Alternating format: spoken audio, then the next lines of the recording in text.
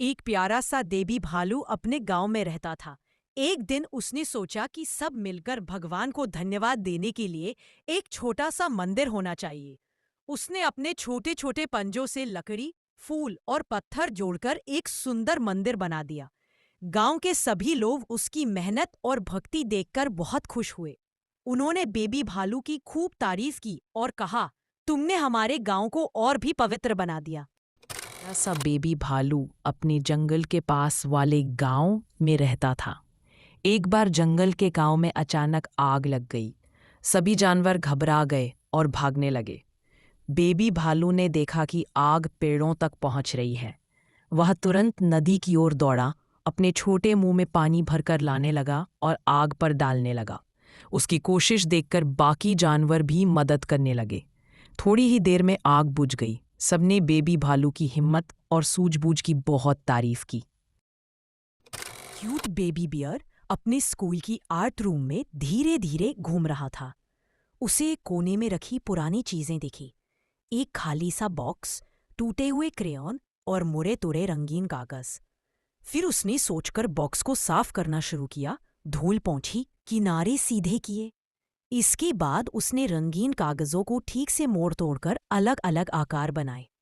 टूटे क्रेयॉन से उसने बॉक्स पर छोटे छोटे सुंदर डिजाइन बनाए। थोड़ी देर में वही बेकार बॉक्स एक प्यारा चमकदार ट्रेजर बॉक्स बन गया। क्लास खत्म होने तक बच्चे उसके पास आकर उसे देखकर मुस्कुराने लगे। टीचर ने भी बिना कुछ पूछे समझ लिया कि बेबी बियर ने पुरानी चीजों को खूबसूरत बनाकर सबको चुपचाप एक अच्छी सीख दे दी है। क्यूट बेबी बियर पहली बार अकेले एयरपोर्ट पहुंचा। बड़ा सा एयरपोर्ट, चमकती लाइटें और इधर उधर भागते लोग देखकर वह पूरी तरह अमेज्ड हो गया। छोटा सा बैकपैक पकड़े वह सीधे चेक इन काउंटर पहुंचा और खुशी से अपना टिकट दिया।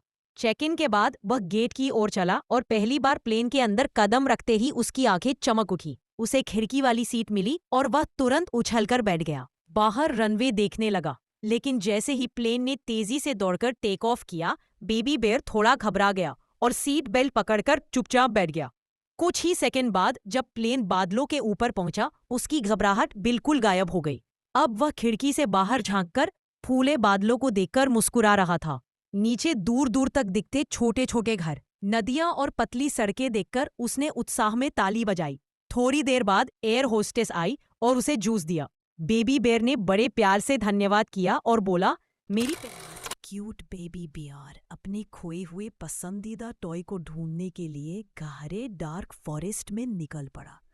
उसके हाथ में छोटी सी फ्लैशलाइट थी, जिसकी हल्की रोशनी पेड़ों की लंबी परछाइयों को चीरती हुई आगे बढ़ रही थी। कभी झाड़ियों में सरसराहट होती, कभी दूर से उल्लू की आवाज आती, पर बेबी बियर हिम्मत नहीं हारता। थोड़ी देर बाद उसे एक झाड़ी के नीचे अपना टॉय चमकता दिखा। उसने मुस्कुराकर टॉय उठाया और खुश होकर घर लौट आया। की बर्फीली वादियों में पहुंचा बेबी बियर अपने स्टाइलिश जैकेट, पैंट, शूज और गॉगल्स में बेहद एक्साइटेड था। उसने पहली बार नरम सफेद बर्फ को छुआ और उसके चेहरे पर जादू सी चमक आ गई। थोड़ी देर में वो बैठकर एक छोटी सी स्नोबॉल बनाने लगा और गिरती बर्फ उसके कपड़ों पर चमक रही थी। फिर वो दौड़ता हुआ शांत झील के किनारे पहुंचा, जहां पानी में पहाड़ों की परछाई झिलमिला रही थी।